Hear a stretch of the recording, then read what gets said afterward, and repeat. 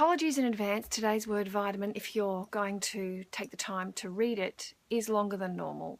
However, what I did want to share is a little mini excerpt from an emotional fitness workshop that I often do when I'm working in jails and rehabs, and it was a process I wrote out about, I've been clean and sober coming up 20 years this year, probably about 18 years ago, when I first needed to get my head around personal boundaries and where people like my ex-husband fitted in my life, where he still needed access, but he was no longer somebody who had a VIP access pass. And knowing how to set different boundaries and to differentiate, because some people that have been very intimate, as the chapters of life change, like ex-husbands and sometimes friends, sometimes family members, relationships go through different seasons and they then take different emotional status in our lives. There are some people that we do need to step back from, and there are some other people that we get closer to.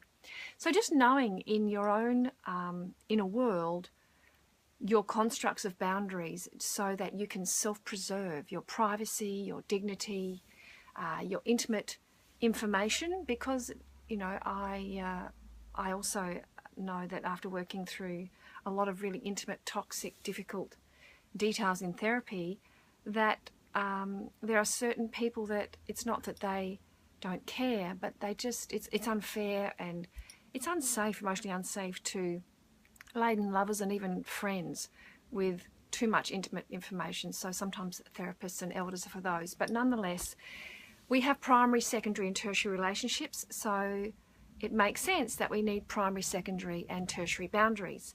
But do you know the difference between the three? And do you have a little system on what boundary goes where? And if you don't, like many people that I've worked with don't, we start with just 3 little questions and some metaphors and visual imagery. Oh God, haven't had my morning cuppa, can you tell? Some visual imagery, which is what I use a lot in helping people construct these internal boundaries. So the ultimate currency, I always say, in life is self-respect, and we preserve self-respect through having robust, healthy boundaries. And often in life, and I would say roughly, you know, we call it the 7-year itch, between 7 and 10 years, we need to review boundaries, both with our intimate loved ones, the secondary people in our life, and the tertiary, and have a look if there needs to be some shuffling. Because what works for us in our 20s doesn't always work for us in our 30s, 40s, 50s, if you're in the 50s like me, and it keeps going. So this is just a little model that if you've got the time to pop your feet up, grab a cuppa and have a read, it might be helpful. Anyway, mwah, lots of love. I'll be back tomorrow. See you then. Bye.